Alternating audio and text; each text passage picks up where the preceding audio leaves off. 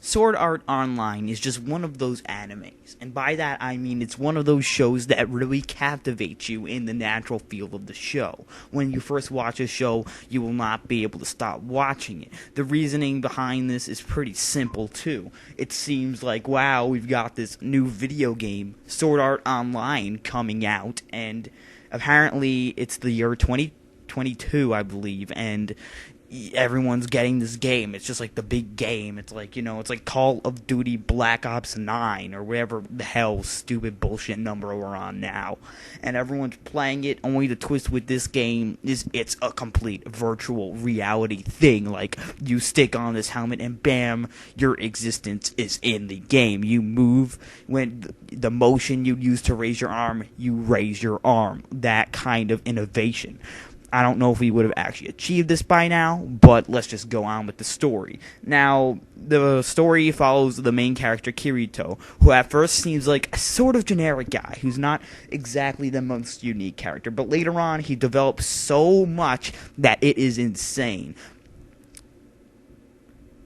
Kirito is one of the beta testers of the game, which means he's got a lot of time to level up and find out all the different spots where you can get lots of money, get lots of loot, get lots of items, and EXP. So naturally, Kirito is just completely overpowering everyone. In fact, there's one point where it's like there's like 4 guys attacking him and they can barely do any damage.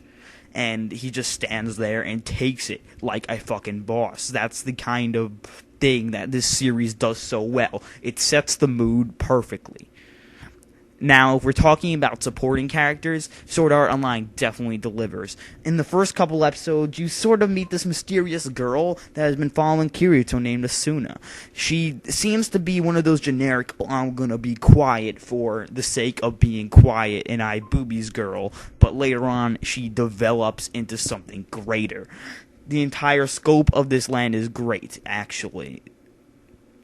The storytelling in this is perfectly paced. We don't have Naruto bullshit where just randomly we'll have flashbacks, and we don't have, it's almost paced as well as something like Full Metal Alchemist Brotherhood. Yes, I'm comparing it to Full Metal Alchemist Brotherhood, and it's just paced so well. Like, the events, they come at exactly the right time. You're not sitting there going like, I'm bored, where the fuck is the next thing coming? No, it's just, you were just sitting there in this pure satisfaction that finally a series can do this perfectly. And that's what Sword Art Online exceeds in. Its characters may seem sort of cliched at first, but storytelling and presentation is magnificent. It's just so well done.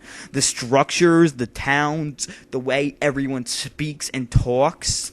Also, a minute detail that not many people have been noticing, there aren't that many girls in this world. And that is, I think, on purpose, since the people developing this anime realize not all girls play video games, and it's mostly a male market, which I think was something that they really did well. Sword Art Online also excels in character development and overall just being a complete epic badass story.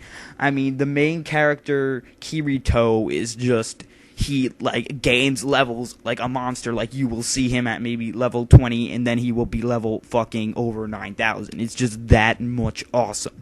I mean, also, the supporting characters, the way everyone speaks, they speak like they are in a real game, and it's just done so well.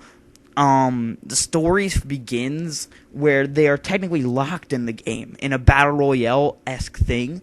I kind of forgot to mention that earlier, but I guess I was kind of just rambling about trivial things about the series. So now a lot of players are going nuts. A lot of players are killing each other like monsters, or like we will lose our humanity, like Lord of the Flies humanity. Well, not that far, actually, because Lord of the Flies, everyone's just a fucking monster, but that's not the point. Everyone's just like, alright, already 2,000 or some shit, like, in the first 3 or 4 episodes have died because of this game. And a big part about it is, do they actually die? Is it proven that, hey, if we die in the game, do we die in real life? What will happen if we die in the game? Will we return to reality or wake up in hell?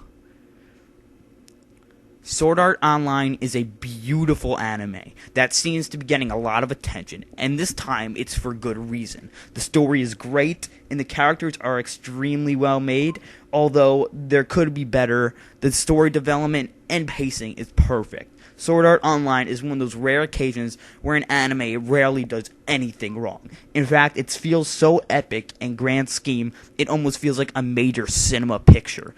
Even fans of, like, you do not even like anime type of people, watch Sword Art Online. You will not be disappointed.